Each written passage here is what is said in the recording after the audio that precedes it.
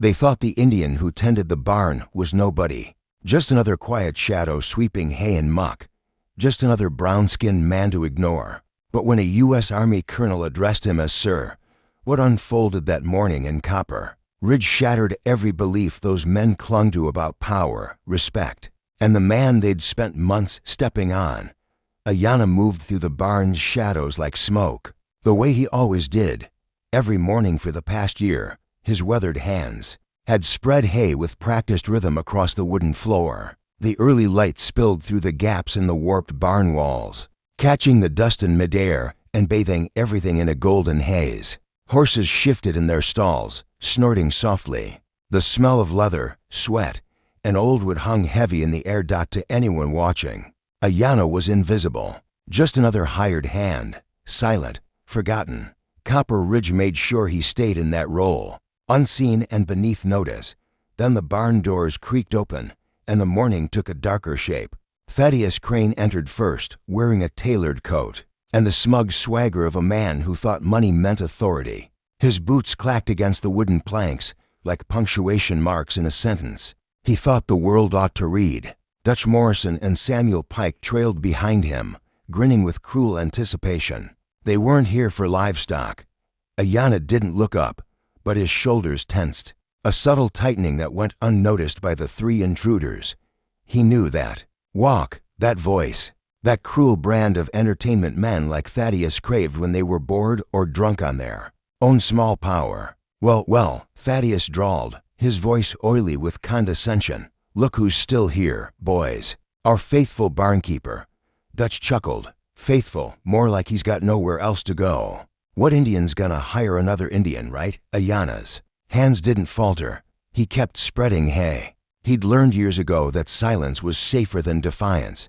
But deep inside, a quiet fire stirred, not rage, not quite, but something deeper. Something waiting. Samuel stepped forward and kicked over the freshly filled bucket of grain. Golden kernels scattered like fallen hopes across the floor. Oops, he said with a smirk. Clumsy me. Better clean that up, boy. The word slapped the air. Ayanna was 45. He'd survived wars, seen death up close, born scars these boys couldn't begin to imagine. But to them, he was just boy. Thaddeus circled slowly like a coyote testing prey. You know what I've been thinking? Maybe it's time we found ourselves a more suitable caretaker. Someone who understands how things work around here. Someone who fits in better with decent folk. Ayanna finally raised his eyes, dark, steady, unreadable. But something in that gaze made Thaddeus falter. Just for a moment, the big man felt like he was staring into something he couldn't name. Something dangerous and vast. Something that didn't belong on its knees. Cat got your tongue? Dutch jeered. Or maybe he just doesn't speak civilized language. That's when the rhythm of hoof beats interrupted them. Not the lazy trot of a settler's horse, but something sharper, heavier. Military, a war drum of iron hooves on hard dirt. All four men turned toward the doors. Ayanna's posture shifted, slightly, almost invisible, but it was there. His spine straightened, his grip on the pitchfork eased. His expression, still quiet, now held a trace of anticipation. Thaddeus frowned. Who the hell rides like that at this hour? The barn doors burst open. Sunlight streamed through the opening like a heavenly spotlight, and into that light rode a man who changed everything. The blue of his military uniform was crisp, the silver insignia on his collar gleaming with righteous weight. His boots shone, his spine rigid with discipline, and his presence hit the room like cannon fire. Colonel Marcus Whitfield had arrived in Copper Ridge. His eyes swept the barn, a battlefield commander assessing threats and terrain. He noted the grain scattered across the floor, the pitchfork in Ayanna's hand, the smug faces of Thaddeus, Dutch, and Samuel. Then his gaze locked on Ayanna and held. He didn't speak for a moment. The silence stretched long and hard. Thaddeus stepped forward, puffed with self-importance. Colonel, welcome to Copper Ridge. I'm Thaddeus Crane. I speak for the decent folks in this town. Hope your journey wasn't too difficult. Whitfield didn't answer. His eyes never left Ayanna. There was recognition there, a flicker of something deeper than memory. When he finally spoke, it was slow, weighted, difficult. He repeated, almost absently. "No, Mr. Crane. The journey was exactly what I expected." Dutch, trying to sound helpful, blurted, "Sir, if you're looking for a room, we got the best in town. Much better than," well, he gestured toward Ayana, "better than sleepin' in a barn with his kind." The temperature dropped 10 degrees. Colonel Whitfield's jaw tightened. "His kind." The colonel repeated quietly. It wasn't a question. It was a warning. Samuel, sensing danger but mistaking its direction, laughed nervously. "What Dutch means, sir, is that we've got proper places for Christian folk. Not like this Indian here who can't even keep grain in a bucket." Ayana's knuckles turned white on the pitchfork handle, but still, he said nothing. Colonel Whitfield began to walk, slowly, each step echoing with precision and weight. He ignored the townsman completely and moved toward Ayana like a man approaching an altar. "How long has this man worked here?" he asked, his voice casual but cold. Thaddeus blinked. "Year. Maybe more. Hard to say. They come and go. You know, they do." Marcus stopped in front of Ayana. He didn't speak immediately. Then, to the astonishment of every man in the barn, Colonel Marcus Whitfield removed his hat. Slowly, respectfully, he held it at his side as if in the presence of something sacred. Silence gripped the space. Even the horses seemed to sense the shift in gravity. Then the colonel spoke. "Sir." The word landed like thunder. No mockery, no sarcasm, just pure, unshakable respect. Thaddeus paled. Dutch's mouth fell open. Samuel stumbled backward and crashed into a feed barrel.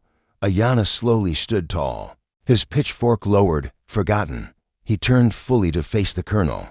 The transformation was breathtaking. He wasn't a worker anymore. He wasn't a barn hand. He stood like a man who had commanded legions, like someone carved from old stone. "Marcus," Ayana said simply. His voice rang with quiet power and crisp education. "I wondered when you'd find me." A hint of relief softened the colonel's hardened face. "Took longer than I hoped, sir. The trail went cold after Fort Laramie." Thaddeus's voice cracked. "Colonel, surely there's a mistake. He's just a barn hand. He cleans stalls." Colonel Whitfield turned toward him. His stare froze the man in place. "This man has cleaned more than stalls, Mr. Crane. He's cleaned up messes that would have buried this country." Dutch stammered. "But he's Indian. He don't talk right. He doesn't speak properly." Ayana interrupted, his tone sharper now. "I speak 7 languages, Mr. Morrison. I've negotiated treaties that stopped 3 wars. I've dined with presidents and generals while you were still counting pennies in your daddy's store." The revelation hit them like a slap. Samuel collapsed onto a hay bale, white as a ghost. "Who?" Thaddeus whispered. "Who are you?" Ayana's eyes held a quiet storm. "My name is Ayana to Eagles. I was chief scout for the United States Army. I've prevented wars, saved lives, and earned the Congressional Medal of Honor for actions above and beyond the call of duty." Silence crushed the barn like gravity. Colonel Whitfield stepped forward. "Gentlemen, you've spent your morning mocking one of the most decorated soldiers in this country's history." He reached into his coat and withdrew a leather folder. "Mr. to Eagles, I bring orders from General Sherman himself. Your country needs you again." Ayana didn't react immediately, but something in his frame shifted. Old weight, old purpose. "What's happened, Marcus?" "Apache raids, 3 settlements burned, families gone. The governor wants blood. But we need peace. We need someone they trust." Dutch gagged on the words. "Apache, you're going to negotiate with savages " The air froze. Again, Ayana turned, his steps slow and deliberate. "Savages, Mr. Morrison?" He stepped so close Dutch backed against the wall. "How many Apache children have you seen starve because their lands were taken?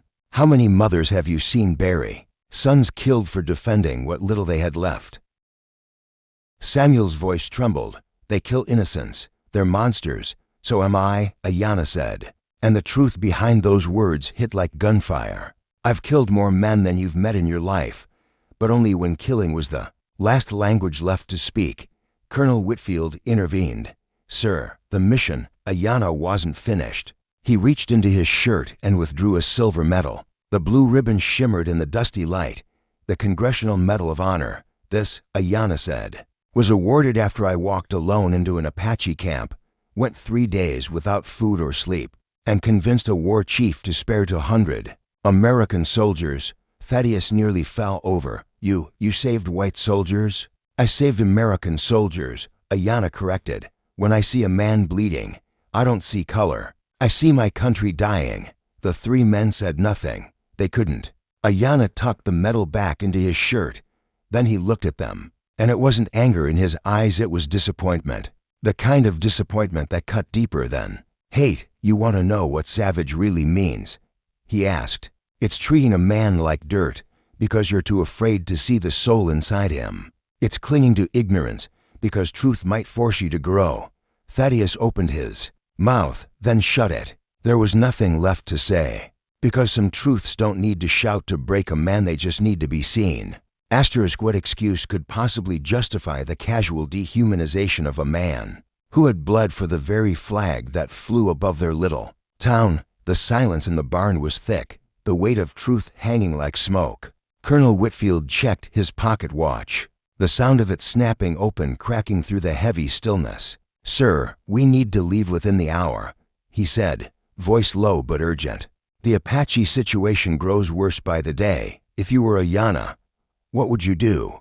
Would you leave immediately, knowing lives hung in the balance, knowing that innocent families could be caught in the fire if you delayed even a minute longer? Or would you stay just long enough to make sure these men, these small, bitter men who'd spent a year stepping on your dignity, understood what they had truly done? Not just to you, but to everyone they thought beneath them.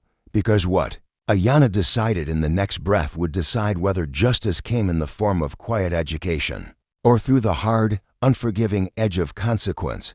Marcus, Ayanna said slowly, there's something these gentlemen need to understand before we leave, about consequences, about choices. Samuel Pike's voice barely made it through the sudden knot in his throat. What do you mean? Ayanna turned and met his eyes. 3 months ago, you refused to sell grain to a group of Apache scouts who came to town. You called them Red Devils, said they could starve for all you cared. Samuel's face drained of color. I didn't know they were scouts. I thought they were just what? Ayanna pressed, his voice calm but laced with steel. Just human beings, men offering to pay with honest money. Those scouts were sent to prevent what's happening now. They came to speak peace, before violence became the only language left. Dutch Morrison sputtered, but we couldn't know. We're not mind readers, no, Ayanna agreed. You're not, but you didn't need to be. You could have chosen to treat them like men instead of animals. You could have listened instead of judging. You could have chosen to see people instead of skin. The weight of their actions, all the casual cruelty they had rationalized for years, was no longer abstract. It had a cost, a human cost, and it was rolling toward their town like a storm cloud with fire in its belly. Their prejudice hadn't just hurt feelings or bruised pride. It had contributed to a crisis that now threatened to devour everything they loved. Colonel Whitfield's voice cut through their growing horror like a saber. One of those scouts was Chief Standing Bear's nephew. When your town turned them away, they took it as a sign negotiation was pointless. Thaddeus's knees buckled. He grabbed onto the stall rail for support. You're saying, because we wouldn't sell them grain. They chose war. Actions have consequences, Mr. Crane, Ayanna said, his voice like stone. Every choice echoes. Every act of cruelty sends ripples through time. And what came next proved that some men only understood power when it was turned against them. Because Ayanna to Eagles was about to show them how fragile their whole world really was. He walked to the barn doors and looked out over Copper Ridge, spread like a dusty promise in the early morning light. From where he stood, he could see the general store where Samuel had turned the scouts away, the saloon where Dutch had bragged about keeping undesirables out, the bank where Thaddeus had denied loans to anyone not pale enough to suit him. You see that town out there? Ayanna said, still facing away from them. Every building, every family, every quiet night you've enjoyed it exists because men like me bled to protect it. Colonel Whitfield stepped beside him, sensing what was coming. Sir, perhaps we should focus on the mission. The mission starts here, Marcus. Ayana's voice was steady now, forged in years of battlefield commands. They need to understand what they've put at risk. He turned back toward the three men. There was no barn hand in his posture now. He stood like a man who had led armies through fire, a man who'd shaped peace with the weight of his word and the edge of his blade. "Mr. Crane," he said, "since you claim to lead this town, you're going to make a decision, right now." Thaddeus swallowed hard. "What kind of decision?" "The Apache raids I'm being sent to stop. They're moving in this direction. 3 war parties, 40 warriors, armed, organized, and angry enough to burn everything from here to the capital. I can stop them. I will stop them. But whether this town survives depends on what you choose to learn right here, in this moment." The barn had never been so quiet. You could hear a fly land. Samuel croaked out, "What do you want from us?" "Nothing you shouldn't have given." "Freely," Ayana replied, stepping forward until he stood close enough to look them in the eye. "Respect, dignity, the understanding that a man's worth isn't written on his skin." Dutch's voice was barely more than a breath. "And if we promise to do better." "Promises," Ayana said, "are just words. I've heard plenty of those." He reached for his hat. The movement was clean, final. But actions tell the truth. Colonel Whitfield checked his watch again. "Sir, we must leave. Every hour we delay risks more bloodshed." That's when Thaddeus stepped forward. Desperately. "Wait. Please. What can we do? How do we make this right?" Ayana paused. His silhouette caught in the slant of light from the open barn door. When he spoke, it was with the calm weight of a man who'd carried nations on his shoulders. "You start," he said, "by treating the next stranger who walks into your town like a human being instead of a threat.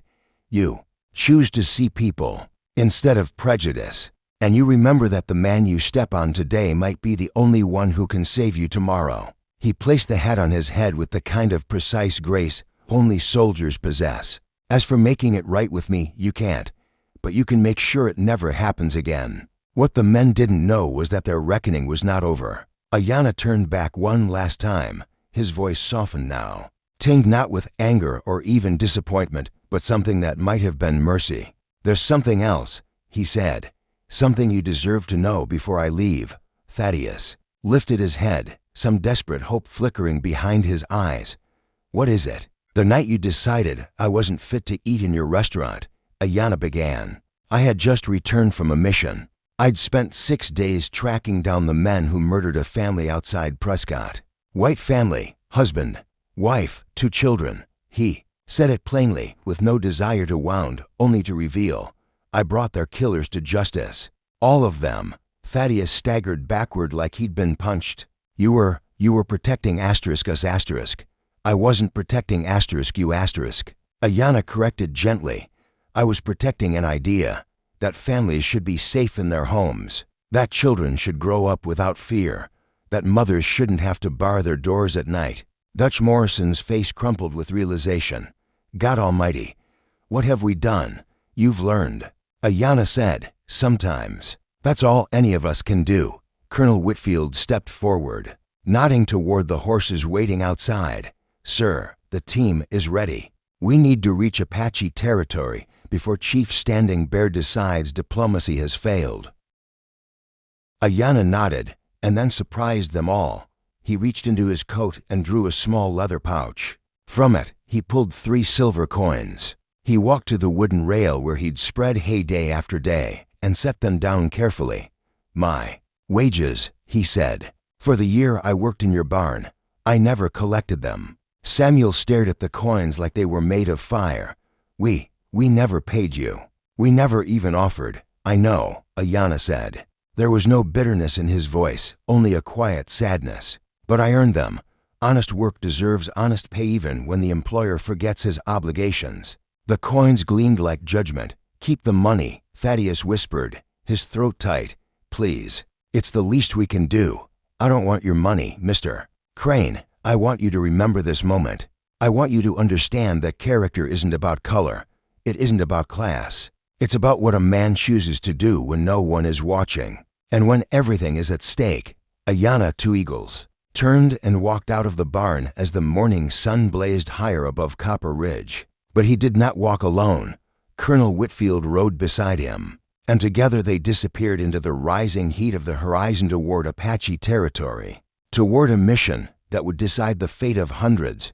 Behind them, 3 men stood in stunned silence, staring at 3 small coins resting on a wooden rail. The grain still lay scattered across the floor, but it no longer looked like the mess of a careless worker. It looked like the evidence of everything they'd ignored, of who they had been. Thaddeus reached out and picked up one of the coins with shaking hands. It was still warm from Ayanna's pocket. Real, heavy, honest, everything Thaddeus had failed to be. "What do we do now?" Samuel asked softly, for the first time in his life. Thaddeus Crane had no answer, no spin, no scheme, no way to twist the truth to fit his comfort. All he had was the weight of truth. 2 weeks later, word reached Copper Ridge. Ayanna Two Eagles had successfully negotiated peace. With Chief standing bare, not a single home was burned, not one child orphaned, not one woman widowed. The raids stopped. The governor called it a miracle, but the 3 men who had tormented a barn hand knew better. It wasn't a miracle. It was the work of a man they had tried to break, a man who had chosen to save them anyway. The change in Copper Ridge didn't happen overnight, but it happened. Thaddeus Crane began selling supplies to anyone who paid fair, no questions asked. Samuel Pike started learning Apache from the very scouts he'd once turned away. Dutch Morrison took down the sign on his door that had warned away anyone not welcome. They never saw Ayanna Two Eagles again. He completed his mission, brokered 3 more peace treaties, and then vanished into the territories. Some said he went back to his people. Others claimed he worked with the government to fix broken Indian policy. The truth didn't matter. What mattered was what he left behind. Years later, when strangers rode into Copper Ridge, men with different faces, different tongues, different ways, they found something unexpected. A town that had learned, a town that had changed, a town that remembered. 3 silver coins still sit on the mantel in Thaddeus Crane's home. A daily reminder that power isn't measured by who you can step on, but by who you choose to lift up. And sometimes, the man you think is no one might be the only one who can save everything you hold dear. If you were moved by this story, subscribe to the channel and click on the next video, because the one waiting for you has a lesson that might just change the way you see every stranger who crosses your path.